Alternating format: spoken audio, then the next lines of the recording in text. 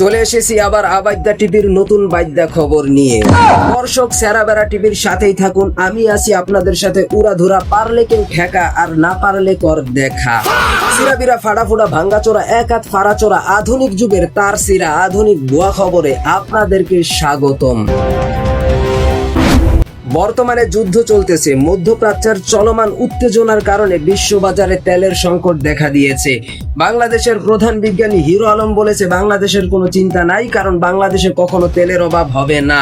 কারণ বাংলাদেশে রয়েছে বড় বড় চাপাবাজ এবং তেলবাজ, তারা চাপাবাজি করে তেলবাজি করে বাংলাদেশের তেলের অভাব পূরণ করে রাখবে। তারপরেও যদি বাংলাদেশে তেলের অভাব পড়ে যায় আমাদের কোনো চিন্তা নাই, কারণ আমাদের কাছে আছে বিজ্ঞানী শেখ হাসিনা।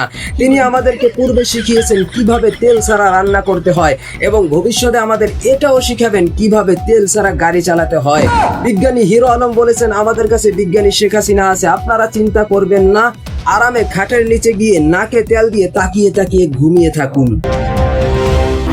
যমুনা টিভির পিছন থেকে খবর পাওয়া গেছে বাংলাদেশে সরকারিভাবে জনগণের জন্য খেজুর আসতো।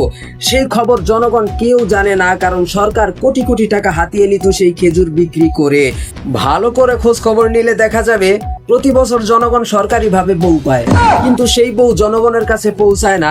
জনগণের কাছে পৌঁছানোর আগেই নেতারা ভাগাভাগি করে বিক্রি করে দেয়, নিজেরাই শেষ করে দেয়। এখন হাসনাত আব্দুল্লাহ জনগণকে জানিয়ে দিয়েছে এবং কোন এলাকায় কত কেজি করে খেজুর পাবে সেটাও হিসাব করে বুঝিয়ে দিয়েছে। চেয়ারম্যান, মেম্বার, এমপি, মন্ত্রীরা চিন্তায় পড়ে গেছে। যেভাবে হাসনাত আব্দুল্লাহ হিসাব করে বুঝিয়ে দিয়েছে, যদি কোনো এলাকায় খেজুর কম হয়ে যায় তাহলে তাদের পকেটের টাকা দিয়ে কিনে দিতে হবে। Hasnat Abdullah chairman, member, MP, মন্ত্রীদের পিছন মেরে দিয়েছে। বিএনপির সকল নেতারা এখন চিন্তায় পড়ে গেছে, তারা কিভাবে চুরি চামারি বাটপারি করবে, চাঁদাবাজি করবে সেটা তাদের বন্ধ হয়ে গেছে। হাসনাত আব্দুল্লাহ সব নেতাদের পিছন মেরে দিয়েছে। নেতারা এখন করতে পারতেছে না আর চুরি, তাই জনগণকে বলেছে সরি জনগণ, আমরা করতে পারতেছি না চুরি, চিন্তা করতেছি কিভাবে হাসনাত আব্দুল্লাহকে পিছন মারি।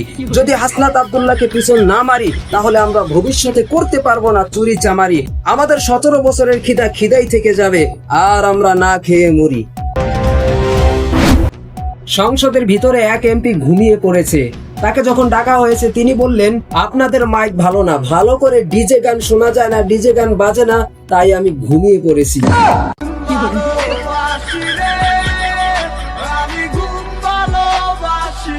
আরেকজন বললেন মাননীয় স্পিকার, খালেদা জিয়া মরিয়া প্রমাণ করিয়াছে খালেদা জিয়া মরে নাই।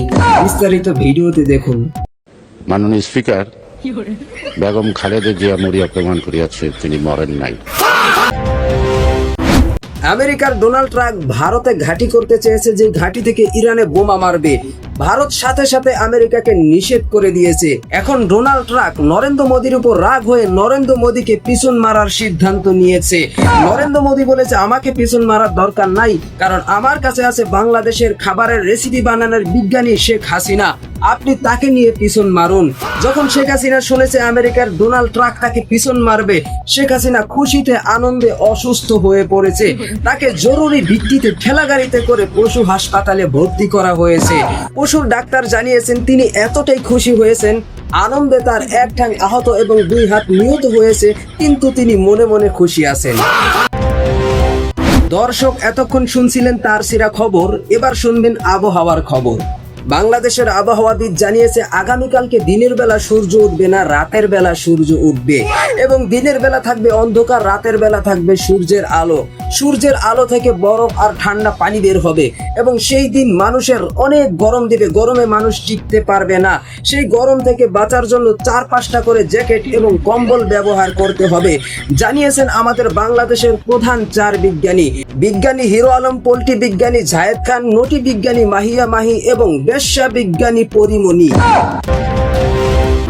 ওইদিকে 14 বছরের এক বুড়ি মেয়ের নাকি যৌবনে চুলকানি উঠেছে। সে চলে গেছে পার্কের ভিতরে 80 বছরের এক যুবকের সাথে পীড়িতের আলাপ করতে।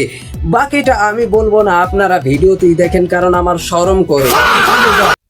একটা ভিডিও করতেছি আমরা, মানে এই জায়গার ইতিহাস নিয়ে একটু, এই জায়গার নামটা কেন লালবাগ কিল্লা রাখা হইলো এই ব্যাপার নিয়ে। না এগুলো আমি জানি না, আমরা অনেক দূরে তো, এত ইতিহাস আমরা জানি না। ও, আপনার বাড়ি কোন জায়গায়? বাড়ি বাংলাদেশে। মানে বাংলাদেশে তো আমার বাড়ি ওখানে, কোন জায়গায়?